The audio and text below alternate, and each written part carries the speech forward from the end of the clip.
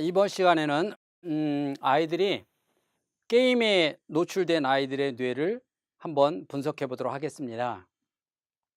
어려서도 보면 어린아이들부터 부모님들이 특히 핸드폰이 노출 시간이 점점 많아지면서 사실은 아주 추후에 이 아이들이 성장됐을 때 얼마나 이게 심각하게 아이들에게 영향을 미칠지에서 많은 전문가들이 우려를 하고 있습니다. 하다못해 어린아이들 보행기 앞에 핸드폰 거치대가 가장 잘 팔린다고 할 정도로 어려서부터 지금은 우리 아이들이 스크린에 노출되고 있습니다. 우리가 특히 그 중에서도 일방형이 있고 쌍방형이 있습니다.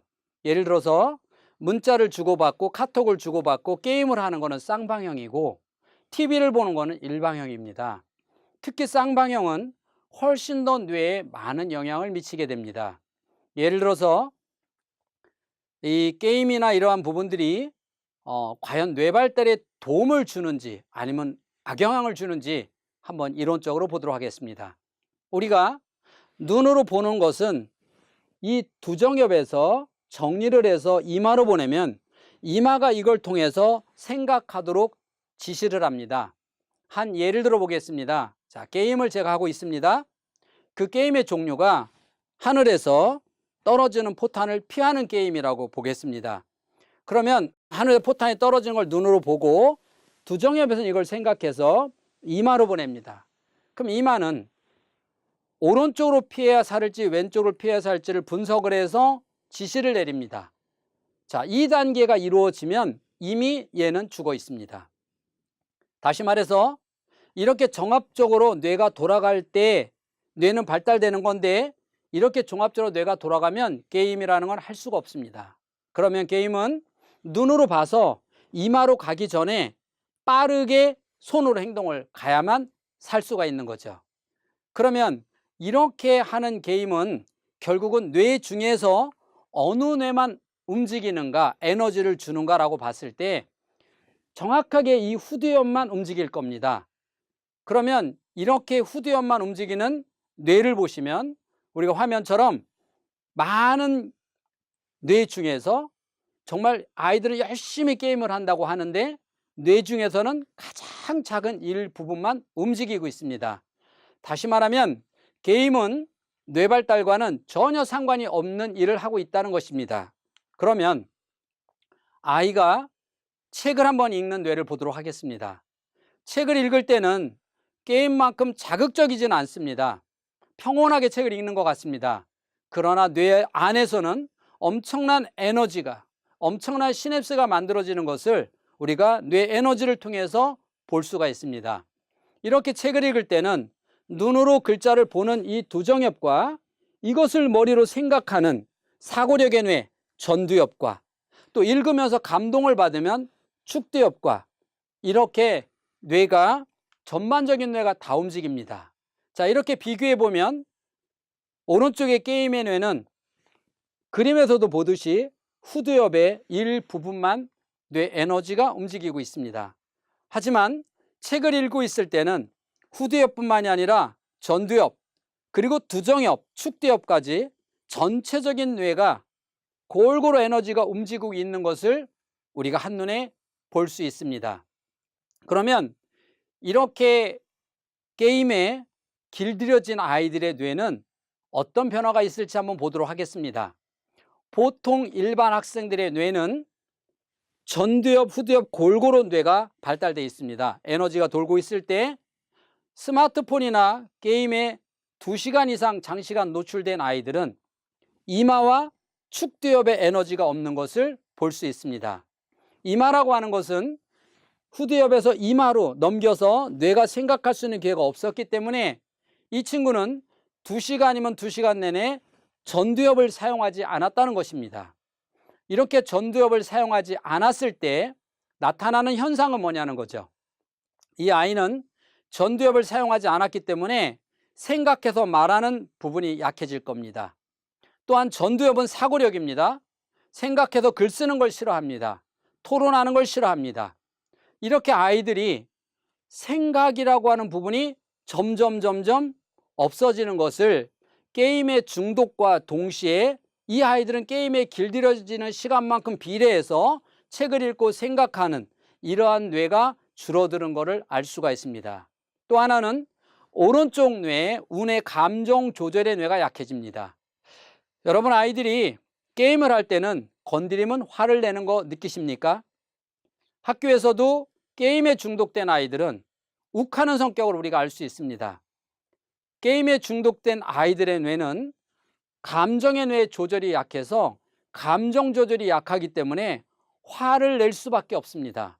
본인의 의지와 상관없이. 그래서 우리가 게임은 중독이라고 하는 것은 하루 종일이 아니라 일정 시간, 한 2시간 이상 뇌가 과부하 이상 걸리면 아이들은 중독 증세가 나타날 수가 있습니다.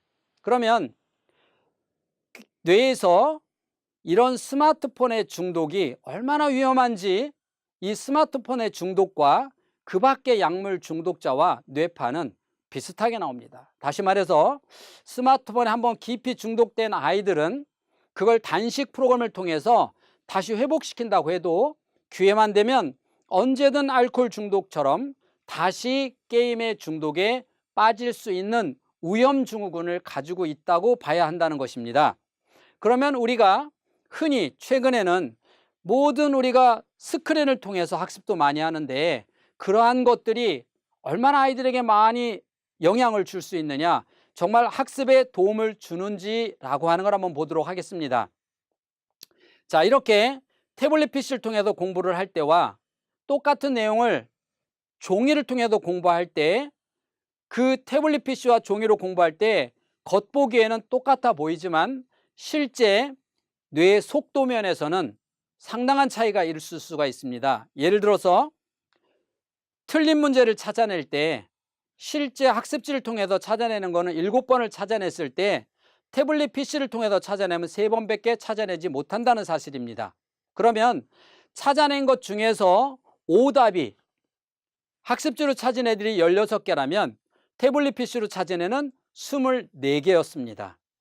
태블릿 PC로 하게 되면 흥미는 있을지 모르나 효과면에서는 실제 책으로 하는 것보다 현격히 적다라고 하는 겁니다. 그러면 이 아이가 상대성에서 혹시 태블릿 PC 한 애와 그렇지 않은 애와 뇌에 문제가 있지 않을까 해서 이번에는 두 아이에 바꿔서 한번 해보도록 했습니다. 이랬더니 역시 마찬가지로 오답을 찾는데 8번 찾을 동안에 반대로 바뀐 아이는 2번밖에 못 찾았고요. 오답이 7번 찾을 동안에 바뀐 아이는 21번을 오답이 있었습니다. 결국 우리가 이걸 통해서 알아들을 수 있는 건 뭐냐면 태블릿 PC나 이런 스크린을 통해서 학습을 할 때는 책을 통해서 얻는 것보다 현격히 적다는 겁니다. 자, 그러면 이렇게 학습의 효과만 적다면 사실은 큰 문제가 없습니다. 그런데 태블릿 PC로 공부를 한 뒤에, 종이로 공부를 한 뒤에 아이들의 뇌를 찍어봤을 때 태블릿 PC로 공부한 아이들은 뇌 상태가 극도로 흥분되어 있는 상태의 뇌가 만들어져 있다는 사실을 우리가 알 수 있었습니다. 이렇게 태블릿 PC를 많이 겪은 아이들은 뇌가 흥분이 돼 있다, 긴장이 돼 있다라고 하는 겁니까? 우리 뇌가 피곤해 있다는 겁니다. 그렇지 않은 아이보다 종이책으로 공부하는 애보다 훨씬 빠르게 뇌가 피곤해 있고, 그 피곤해 있다 보니까 예민해져 있고, 예민해져 있다 보니까 뇌가 작은 거에도 화를 참지 못하고 욱한다 그러죠. 이런 성격적 유형의 반드시 문제아로 갈 수 있다는 겁니다. 우리는 현재 학교에서도 가정에서도 그리고 사회에서도 이제는 핸드폰이나 태블릿 PC나 스크린을 접하지 않을 수는 없는 사회를 살아가고 있습니다. 그러나 중요한 거는 그 중에서도 얼마만큼 부모가 절제를 하느냐, 바로 이 부분입니다.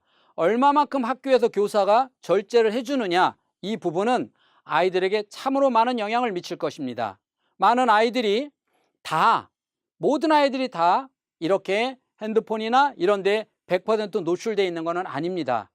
어떤 아이들은 스스로 본인이 조절을 하고 스스로 본인들이 조절할 수 있는 능력 안에, 범주 안에 있는 아이들이 있는 반면에 스스로 조절하지 못하는 범주 밖에 있는 아이들도 있습니다. 그러면 이렇게 스크린이라고 하는 게 범주 안에 들어와 있을 때와 나가 있을 때 어떤 영향을 미칠 것인가 라고 하는 것입니다. 또 하나, 그러면 만화라고 하는 거는 과연 괜찮은가? 요즘에 만화를 통한 학습도 많이 있는데 만화로 아이들이 책을 읽을 때와 일반 책을 읽을 때 봤습니다. 여러분, 이것은 우리가 육안으로도 만화책을 볼 때 많이 재밌게 보셨죠? 자, 만화책이 나쁘다는 게 아니라 만화책을 볼 때와 책을 볼 때 어떤 뇌가 더 많이 생각하느냐라고 하는 측면에서 놓고 봤을 때 재미라고 하는 측면이 아니라 누가 더 뇌를 많이 생각하느냐는 측면을 봤을 때 만화책을 봤을 때는 요 정도의 에너지가 돌을 때 책을 읽을 때는 이렇게 많은 에너지를 더 쓴다는 사실이죠. 다시 말해서 많은 사람들이 만화책은 재미는 있지만 생각하는 힘은 약해진다. 즉 단순한 뇌가 만들어질 수도 있다는 겁니다. 물론 만화책을 통해서 창의성이나 새로운 감도 얻을 수가 있습니다. 그러한 측면이 아니라 누가 더 뇌를 많이 생각하느냐는 측면에서는 만화책보다는 책이 훨씬 더 많은 측면이 생각하는 뇌를 가지고 있다고 하는 겁니다. 우리가 실리콘밸리라든지 이런 데서는 많은 사람들이 이제는 스크린에 대해서 정말 조심해야 될 때라고 얘기해서 학교에서 스크린을 점점점 멀리하는 그런 곳도 많이 생겨나고 있습니다.